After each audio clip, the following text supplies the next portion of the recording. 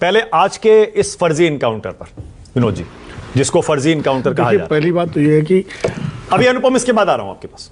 हत्या जो है वो गोपाल मिश्रा की जो हुई है, राम गोपाल मिश्रा की, वो निश्चित रूप से शर्मनाक है, दंडनीय है, निंदनीय है, किसी की भी हत्या हो। लेकिन वो जो उसके पहले जो कुछ हुआ वो भी उतना ही शर्मनाक है। ये परिस्थिति कैसे बनी हत्या की, ये भी महत्वपूर्ण है देखना।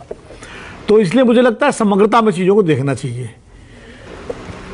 एनकाउंटर की जहाँ तक बात है, फर्जी है कि नहीं फर्जी है ये मैं भी नहीं कह सकता। जैसे ओपी सिंह साहब कह रहे हैं, मेरे बहुत अच्छे दोस्त हैं और बहुत काबिल अफसर हैं, उनका कहना बहुत सही है कि भाई जब तक हम फील्ड में नहीं है, ना मैं हूँ ना वो है ना आप हैं, तो हम उसको फर्जी और वो कैसे कर सकते हैं। लेकिन एक बात ज़रूर एक प्रश्न हमेशा मेरे दिमाग में उठता है, मैंने उस पर ट्वीट भी किया था एक बार, और ओपी सिंह साहब हैं तो शायद ये उसका उत्तर भी दे दें कि आखिर क्या वजह होती है कि पुलिस कस्टडी में जो है अपराधी अपनी मौत को दावत देता है, कि पुलिस का हथियार छीन के भागने की कोशिश करता है, हथियार बरामद करने उठा के मारने की कोशिश करता है, जब मालूम है कि मार दिया जाएगा, क्योंकि जब 10 पुलिस वाले घेरे हुए हैं, हथियारबंद पुलिस वाले, और उसके बाद भी अगर कोई अपराधी, चाहे वो विकास दुबे हो और चाहे वो एक जो जिनका आज हुआ है वो हो, या जितने मंगेश हो या जो भी हो, जितने एनकाउंटर हुए, मतलब हमेशा वही कहानी आती है कि साहब वो पुलिस ले जा रही थी, वो हथियार छीना, उसने मारने की कोशिश की और उसके बाद पुलिस ने आत्मरक्षा मार दिया।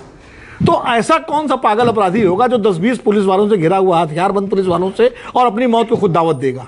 एक तो ये मेरे प्रश्न, इसका उत्तर मुझे आज तक समझ में नहीं आया। एक मुठभेड़ वो होती थी जो ददुआ के साथ जंगल में हो रही है, उसके साथ हो रही है, निर्भय के साथ हो रही है।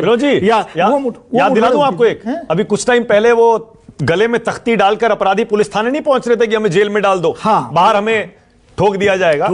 हाँ। तो ये वो मुठभेड़ें होती थी और आमने सामने मुठभेड़ें होती थी। पश्चिमी उत्तर प्रदेश में बहुत मुठभेड़ें हुई हैं, सब जगह हुई हैं, जिनमें वाकई लगता था कि हाँ, और गोलियां पुलिस वाले घायल भी होते थे, कई पुलिस वाले शहीद भी हुए हैं उन मुठभेड़ों में।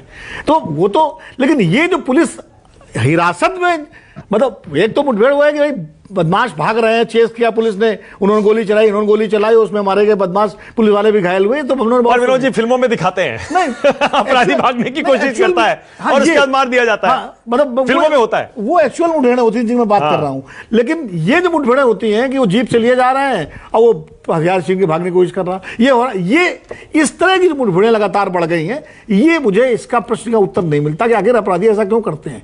चाहो जबकि अखबारों में पढ़ रहे हैं, जो अपराधी जो मारे गए उन्होंने पहले भी इस तरह के क्वेश्चन अखबारों में पढ़े होंगे कि पुलिस मार देती है, तो अपनी मौत को दावत क्यों देते हैं? नंबर एक, तो ये नहीं समझ में आता। दूसरा, एनकाउंटर, मतलब मैं एनकाउंटर, पुलिस को हथियार दिए जाते हैं इसलिए कि अगर उसमें अपराधी हमला करे तो उसका अपनी रक्षा में उसको मार सकती है, ये उसको अधिकार है। लेकिन सिर्फ एनकाउंटर ही अगर कानून व्यवस्था बनाए रखने के लिए है, तब तो उत्तर प्रदेश की कानून व्यवस्था स्वर्ग बन गई होती। अब तक सबसे ज्यादा एनकाउंटर हुए, और जिन देशों में एनकाउंटर्स नहीं होते हैं वहां कानून व्यवस्था इतनी अच्छी क्यों है, या जिन प्रदेशों में। तो मुझे लगता है एनकाउंटर एकमात्र हल नहीं है। एनकाउंटर एक परिस्थिति में, विषम परिस्थिति में पुलिस की मजबूरी हो सकती है, लेकिन जरूरी नहीं हो सकता, नंबर एक। और मुझे लगता है उत्तर प्रदेश पुलिस पर इतना दबाव है इस समय, इतना दबाव है कि उसको उस दबाव से लड़ने के लिए इस तरह के एनकाउंटर्स को अंजाम देना पड़ रहा है। अब वो असली हो फर्जी हो, ये न्यायिक जांच का विषय है। अब यही जैसे ये जो एनकाउंटर हुआ, क्योंकि जिस तरह लोगों ने जाके प्रदर्शन किया थाने में जाकर के, और जिस तरह नारे लगते हैं कि गोली मार दो, पब्लिक का प्रेशर होता है, पॉलिटिकल प्रेशर होता है, पॉलिटिकल पार्टियां प्रेशर बनाती हैं, तो पुलिस वाले भी इंसान हैं, उनके सामने मजबूरी है, वो क्या करें? ऐसे में उस प्रेशर को काउंटर करने के लिए कई बार उनको इस तरह के बैलेंसिंग एक्ट भी करने पड़ जाते हैं। मतलब मैं उसको जस्टिफाई नहीं कर रहा हूं, लेकिन मैं बता रहा हूं परिस्थितियां ऐसी बनती हैं।